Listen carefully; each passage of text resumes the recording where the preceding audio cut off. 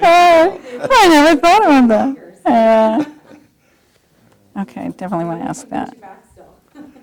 Well, I think there were days in the parish when I thought, did I make the right decision? But I don't think I ever really came to doubt it. You got 20 minutes. Okay. Let's go back to 1964. What was life like here? What great stories do you have?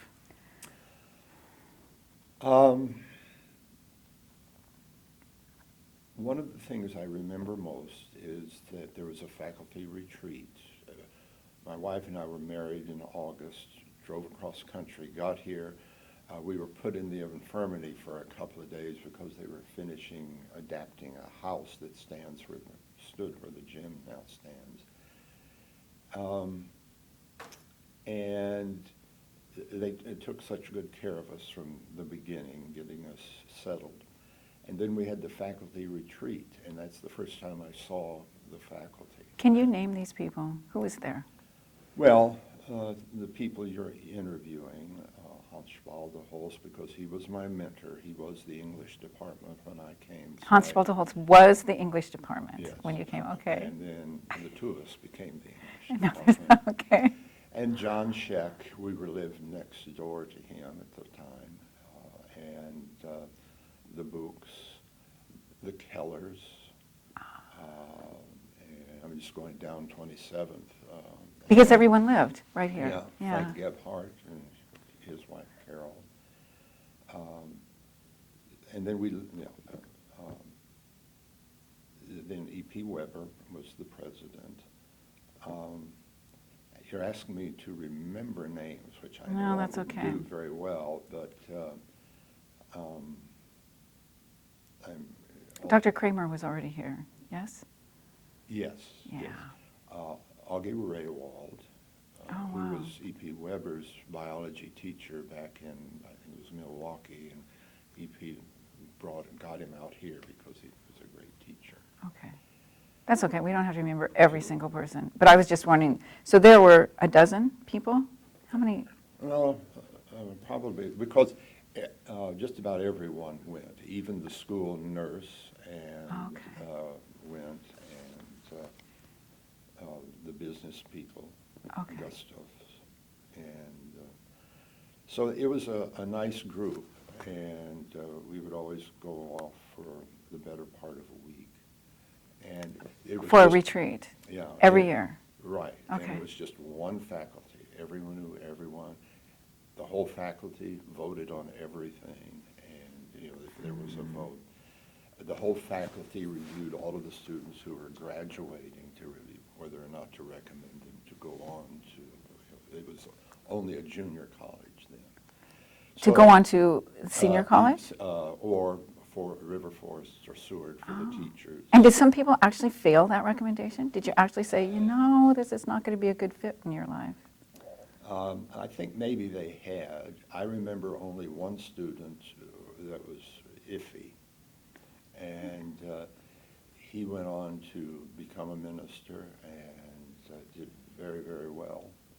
Ended up selling insurance near the church where I was, many years later. But pretty much everyone, and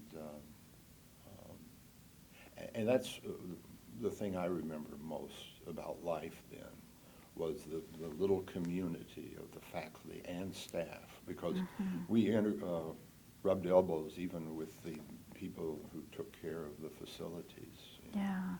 And so that little community was really a wonderful experience. So then you might be a good person to ask, because you were both here at the Concordia community and then you had a congregational church community. It is now the 21st century, and when I think of that sense of community and camaraderie that was there then, but here we are now, we're at a university of thousands, not 150 students. What thoughts do you have? How do you create community when it's overwhelmingly culturally different, and the population and the character of the students, the backgrounds of the students are different? You had to have learned something about that by going into parish life.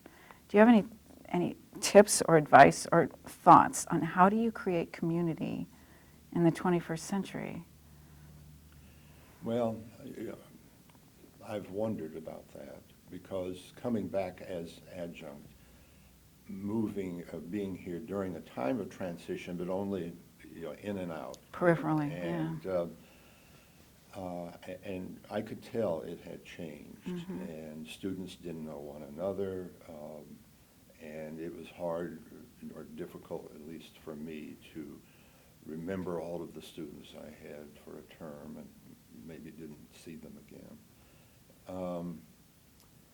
And I've wondered, is it possible to have that kind of thing? And my personal answer has been probably not. I think what people look for in education now is it's considered more of a contractual relationship. Mm-hmm. I'm coming here and you have something to give me or sell me, and I demand that I get it. So students are a little bit more proactive than they used to be. And maybe it's just something, like the horse and carriage. You can't really bring it back. And I just tell myself I was happy I was here. I don't know how you deal with it in a large congregation. The congregation where I was and the congregations that I've served as temporary pastor have all been relatively small. And the one I was just at is tremendously disorganized. Is that the one where you just finished being an Yes. interim? Yes. Okay. But for them, it works. I kept asking, should I announce this at the beginning? Should I announce that? No, everyone knows it, and they did. So that's a wonderful community, and you wouldn't want to see it destroyed because they're so comfortable with it, and they still have one vision. So you lose something like that, or that faculty community, in order to survive. Okay, so help me out here then. How do we see an upside to numerical growth, to the change in culture? What are some of the positives that you see now then that maybe were missing back then? One of the things I noticed was a greater variety in the student body. In the classes I taught, and most of the adjunct classes I taught were in the religion department, Old Testament, New Testament surveys. And there was such a wonderful variety of people. Some of my favorite students were Jews who had take that class because it was required. And they were wonderful people to have in class. And age-wise, I don't remember any non-teenagers who were here in junior college, but there are people, retired people, Mm-hmm. people in their 50s and 60s who are attending class. So that's something you have now that you didn't have then. And that's a wonderful, one of my fondest memories is being a sponsor for one of the students in my first adjunct taught class who decided she wanted to be baptized.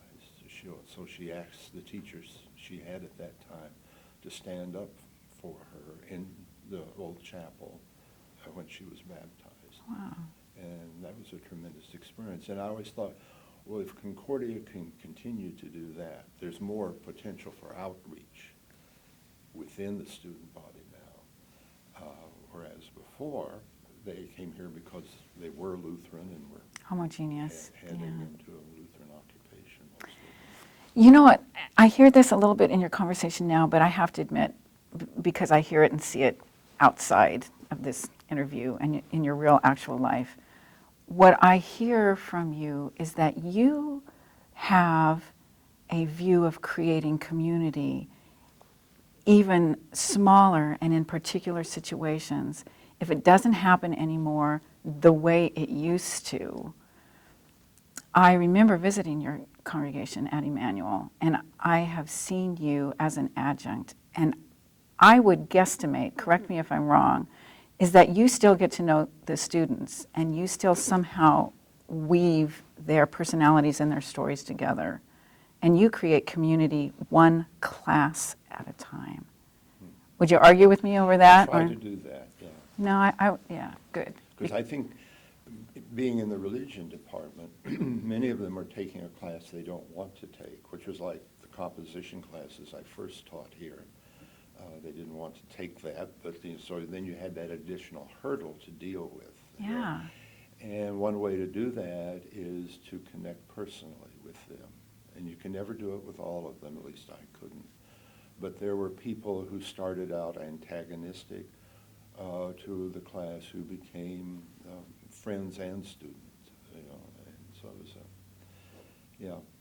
What strategies did work? When I remember I came to visit your class once when you were teaching Old Testament. This was just 3 years ago as an adjunct. And it was like, was it 7:30 in the morning, 8 in the morning? Mm. And you had athletes there who first came and they would have coffee and they'd put their head down on their desks. And how did you, what perspective did you have when you were in that classroom with now 21st century students, really different? How did you adapt? What did you do differently? Because there was a sense, they showed up. Mm. That the students actually did show up, even if they were at the beginning half there. But how did you adapt? What did you do? Why didn't you throw up your hands and walk away and say, I can't teach this anymore? Just because I got mad at a class you were in once. I yelled at them. No, that doesn't work. You have to. I remember that when you got mad at us. Anyway, go back. Yes, you tell that story too often.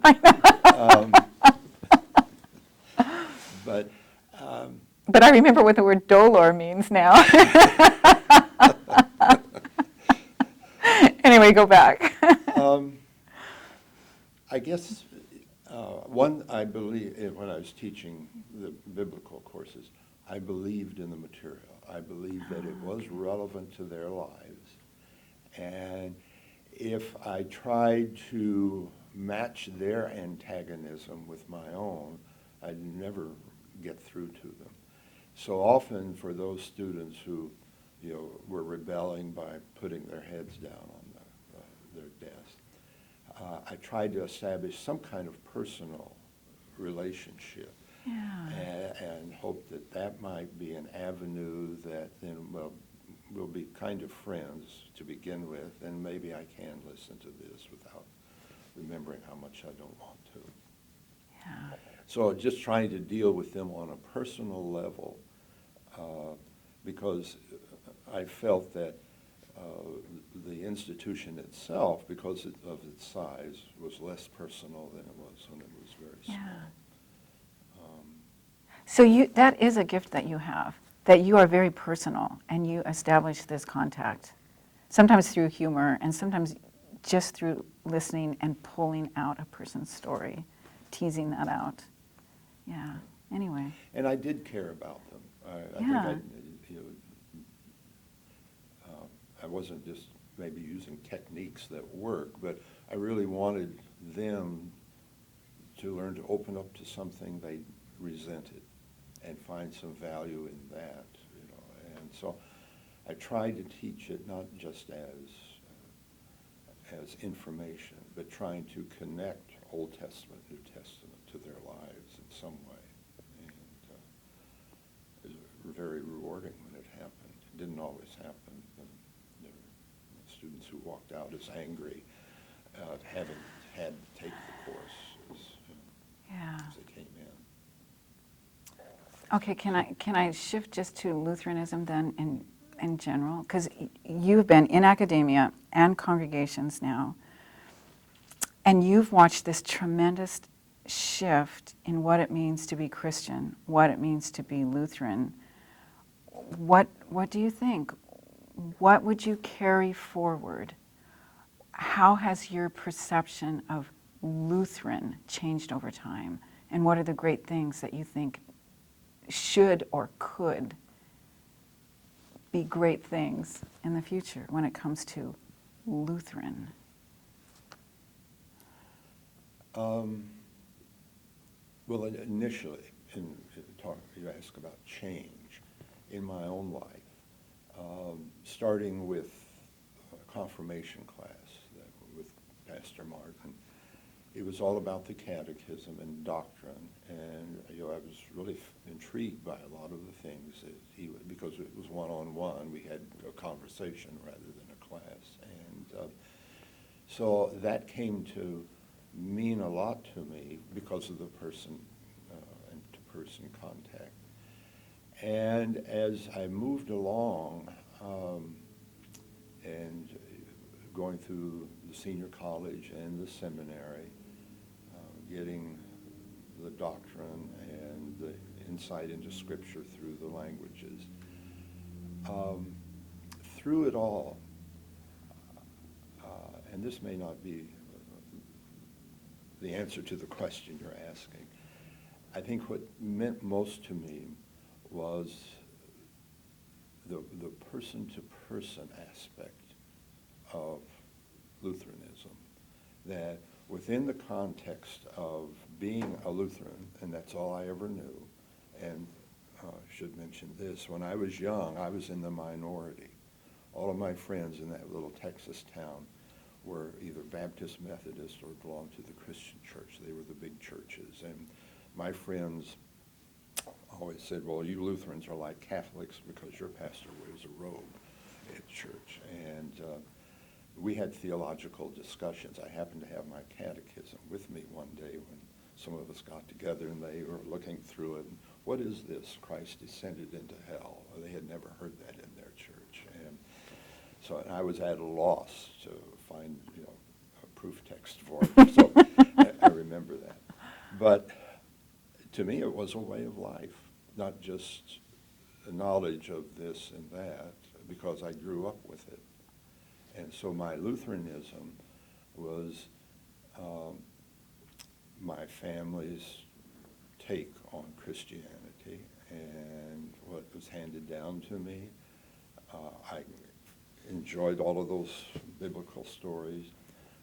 I enjoyed the contact with fellow Lutherans in the congregation. Some very nurturing people and helpful.